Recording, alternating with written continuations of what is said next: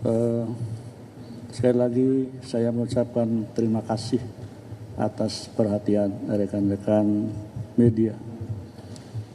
Saya perlu sampaikan bahwa saya menjadi hakim mulai 1985 itu sudah menjadi calon hakim sampai sekarang, jadi udah 30 sekian tahun. Ya alhamdulillah, saya memegang teguh sumpah saya selaku hakim, memegang teguh amanah dalam konstitusi, undang-undang dasar,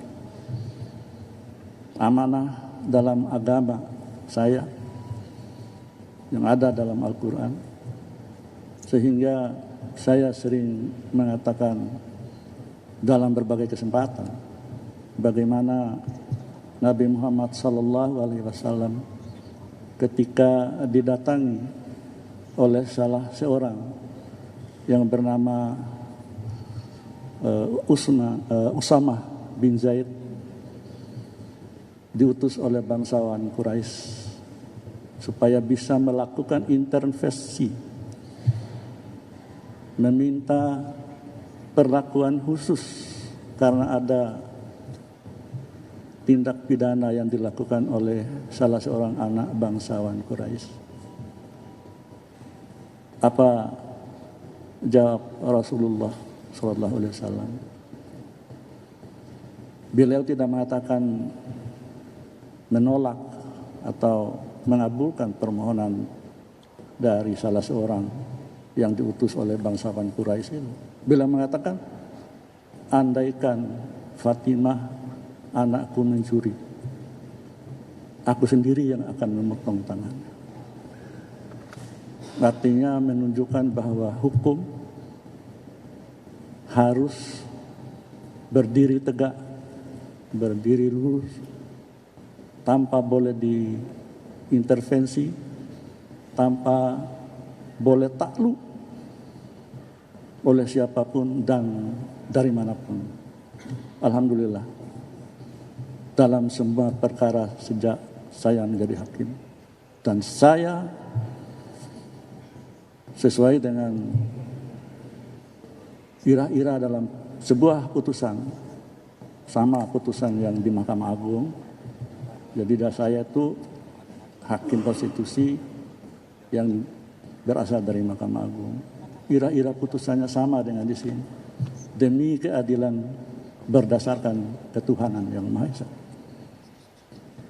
Jadi putusan itu selain bertanggung jawab kepada bangsa, negara, masyarakat, tetapi yang paling utama adalah bertanggung jawab pada Allah Subhanahu wa Ta'ala, Tuhan yang Maha Kuasa. Dalam sebuah perkara apa, itu yang saya lakukan, alhamdulillah sampai hari ini.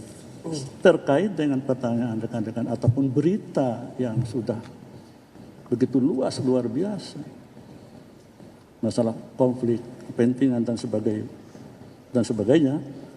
Nah, rekan-rekan dipersilakan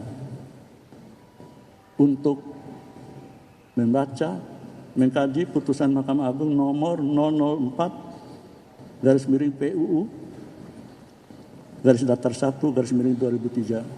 Mulai dari situ kawan-kawan sekalian bisa mencermati apa sih makna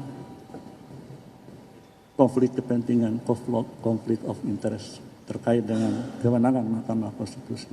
Satu hal yang perlu disampaikan juga sebelumnya, dan nanti bisa baca dalam beberapa putusan Mahkamah Konstitusi, bahwa Mahkamah Konstitusi mengadili norma sebuah undang-undang, bukan seperti peradilan pidana atau perdata di Mahkamah Agung. Yang kedua, putusan nomor 5/PUU _4/2006. Yang ketiga, putusan nomor 97/PUU _11/2013. Dan yang keempat, putusan nomor 96/PUU _18/2020. Nah, pertanyaan adik-adik wartawan, rekan-rekan media bisa terjawab di sini. Kalau saya melihat secara panjang lebar, ya mungkin kita pada kesempatan ini dan nanti mungkin di majelis kehormatan. Tetapi yang pasti untuk mengetahui lebih awal apa sih makna konflik kepentingan di Mahkamah Konstitusi.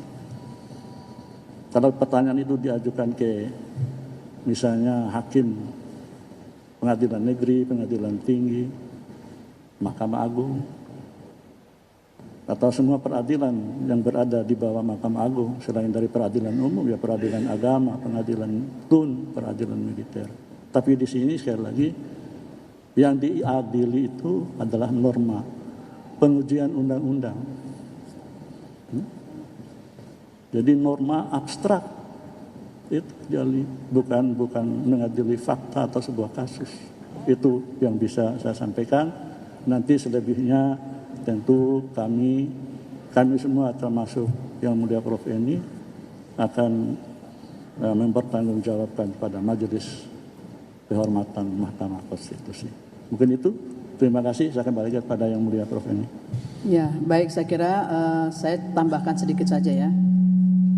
Memang kalau terkait dengan PHPU, ya PHPU